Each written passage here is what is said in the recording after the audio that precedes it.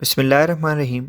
Second year physics chapter 20 का जो last topic हमने पढ़ा था वो था मास स्पेक्ट्रोग्राफ। आज हमने उसी से अगला एक छोटा सा टॉपिक जिसका नाम न्यूक्लियर मैसेज है उसे डिस्कस करना है। इस टॉपिक में चंद ऐसी बेसिक बातें हम डिस्कस करेंगे जो चैप्टर के दौरान हमें आगे चल के काफ़ी ज़्यादा काम आएंगी। तो स्टार्ट करते हैं। हम जानते हैं कि मास को मेजर करने का जो ऐसा यूनिट है वो है किलोग्राम यानी केजी। लेकिन एटम और उसके अंदर मौजूद जो पार्टिकल्स होते हैं वो इंतहाई छोटे और इंतहाई हल्के होते हैं। इसीलिए उनके मास की मेजरमेंट के लिए एक अलग से स्केल तरतीब दिया गया है जिसे कहते हैं यूनिफाइड मास स्केल। इस स्केल के मुताबिक जो मास का यूनिट इस्तेमाल किया जाता है उसे कहते हैं एटॉमिक मास यूनिट और उसे U से रिप्रेजेंट करते हैं। याद रखिएगा 1U बराबर होता है 1.6606 इंटू 10⁻⁻27 kg। अब अगर इस इक्वेशन से हम kg की वैल्यू निकालना चाहें तो कैसे निकालेंगे? यहाँ kg के साथ मैं 1 को मल्टीप्लाई करके लिख सकता हूँ। ये वाली वैल्यू दूसरी साइड जाके इस 1 से डिवाइड हो जाएगी तो हमारे पास यहाँ बचेगा 1। तो ये हमारे पास 1 kg की value in terms of U आ गई इस तरह से। अब इन दो इक्वेशंस का फ़ायदा क्या है?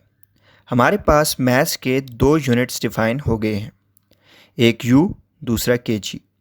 अगर मास को U से kg में कन्वर्ट करना हो या kg से U में कन्वर्ट करना हो तो हम इन दो इक्वेशंस को इस्तेमाल कर सकते हैं। अगर मास को U से kg में कन्वर्ट करना हो तो U की जगह उसकी ये वाली वैल्यू पुट कर देंगे और अगर kg से U में कन्वर्ट करना हो तो kg की जगह ये वाली वैल्यू पुट कर देंगे। ये दोनों इक्वेशंस हमने याद रखनी है। आगे चल के एग्जाम्पल्स में जब इनका इस्तेमाल होगा तो ये कॉन्सेप्ट हमें मज़ीद क्लियर हो जाएगा। हम जानते हैं कि आइंस्टाइन की स्पेशल थ्योरी ऑफ रिलेटिविटी के मुताबिक एनर्जी को मास में और मास को एनर्जी में कन्वर्ट किया जा सकता है। अब अगर कोई भी मास हो तो उससे एनर्जी बन सकती है। एक मास से कितनी एनर्जी बनेगी ये हमें इस एनर्जी मास इक्वेशन से पता चलेगा। इस इक्वेशन में m वो मास है जो एनर्जी में कन्वर्ट हो रहा है, c स्पीड ऑफ लाइट और E ये वो एनर्जी है जो इस मास से बनी है। इस इक्वेशन के मुताबिक अगर कोई भी मास m हो तो उसे स्पीड ऑफ लाइट के स्क्वायर से मल्टीप्लाई करने से उस मास से बनने वाली एनर्जी आ जाएगी। हमने अभी पढ़ा कि 1U की जो kg में वैल्यू होती है वो ये होती है। अब हम ये जानना चाहते हैं कि 1U मास से कितनी एनर्जी बन सकती है। तो उसके लिए हम एनर्जी मास इक्वेशन इस्तेमाल करेंगे E = mc²। यहाँ E की जगह लिखेंगे एनर्जी इक्वेशंस ऑफ 1U मास, यानी 1U मास से जितनी एनर्जी बन रही है। यहाँ मास m की जगह 1U नहीं लिखेंगे बल्कि इसकी जो kg में वैल्यू है वो लिखेंगे क्योंकि डायमेंशंस रूल्स को हमने फॉलो करना है। c की जगह स्पीड ऑफ लाइट की वैल्यू 3 × 10⁸।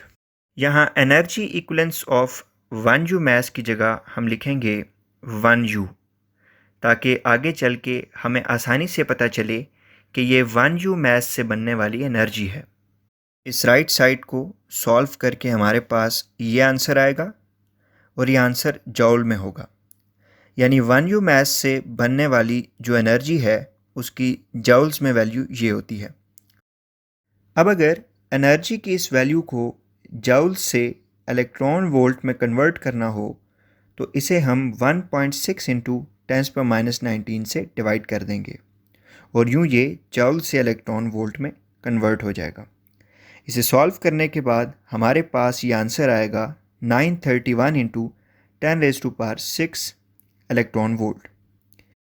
10⁶ ये मेगा के बराबर होता है और मेगा को हम कैपिटल M से रिप्रेजेंट करते हैं तो इसकी जगह लिख दिया मेगा यानी M। तो ये हमारे पास फाइनल इक्वेशन है 1U मास से 931 मेगा इलेक्ट्रॉन वोल्ट एनर्जी बनती है। ये इंतहाई इम्पॉर्टेंट इक्वेशन है। अगर हमें कहीं भी मास U में गिवन होगा तो उस मास को हम इस इक्वेशन की मदद से डायरेक्ट एनर्जी में कन्वर्ट कर लिया करेंगे। अब कुछ एग्जांपल्स कर लेते हैं। हम जानते हैं कि इलेक्ट्रॉन का मास kg में इतना होता है। अब अगर हम इस मास को kg से U में कन्वर्ट करना चाहें तो उसके लिए हमने सीखा था कि 1 kg की U में वैल्यू इतनी होती है। अब कन्वर्जन के लिए kg की जगह उसकी U वाली वैल्यू पुट कर दें। इसे सॉल्व करें तो हमारे पास इलेक्ट्रॉन का मास U में इतना आ जाएगा। इलेक्ट्रॉन के इस मास को हम डायरेक्ट एनर्जी में कन्वर्ट कर सकते हैं। उसके लिए सिंपली U की जगह उसकी एनर्जी वाली जो वैल्यू 931 मेगा इलेक्ट्रॉन वोल्ट है वो पुट करें। इस 931 को इससे मल्टीप्लाई करके सॉल्व करें तो हमारे पास आएगा 0.51 मेगा इलेक्ट्रॉन वोल्ट, यानी इलेक्ट्रॉन के मास से जो एनर्जी बनेगी वो इतनी होगी। दूसरी एग्जांपल है, प्रोटॉन का मास kg में इतना होता है। इस मास को kg से U में कन्वर्ट करने के लिए kg की जगह इसकी U वाली वैल्यू पुट कर दें। इसे सॉल्व करें तो हमारे पास प्रोटॉन का मास U में इतना आ जाएगा। प्रोटॉन के इस मास को डायरेक्ट एनर्जी में कन्वर्ट करने के लिए U की जगह इसकी एनर्जी वाली वैल्यू पुट करें। 931 को इस नंबर से मल्टीप्लाई करें तो हमारे पास आएगा 937 मेगा इलेक्ट्रॉन वोल्ट, यानी प्रोटॉन के मास से जो एनर्जी बनती है वो इतनी होती है। हमारी थर्ड एग्जांपल, न्यूट्रॉन का मास kg में इतना होता है।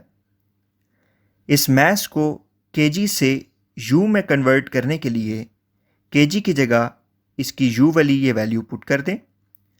इसे सॉल्व करें तो हमारे पास न्यूट्रॉन का मास इन U ये आ जाएगा। अब इस मास को डायरेक्ट एनर्जी में कन्वर्ट करने के लिए U की जगह इसकी एनर्जी वाली value 931 mega electron volt put कर दें। 931 को इससे मल्टीप्लाई करें तो हमारे पास आंसर आएगा 938 मेगा इलेक्ट्रॉन वोल्ट, यानी न्यूट्रॉन के मास से जो एनर्जी बनेगी वो इतनी होगी। इस लेक्चर के हवाले से आपका कोई भी सवाल हो तो आप कमेंट सेक्शन में पूछ सकते हैं। अल्लाह हाफिज़।